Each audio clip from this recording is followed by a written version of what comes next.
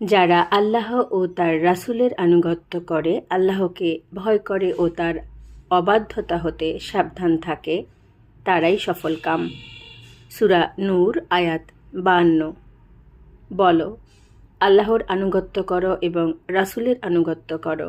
অতঃপর যদি তোমরা মুখ ফিরিয়ে নাও, তাহলে তার উপর অর্পিত দায়িত্বের জন্য সেই দায়ী এবং তোমাদের উপর অর্পিত দায়িত্বের জন্য তোমরাই দায়ী, এবং তোমরা তার আনুগত্য করলে সৎ পথ পাবে। আর রাসূলের কাজ তো কেবল স্পষ্টভাবে পৌঁছে দেয়া। সূরা নূর আয়াত 54।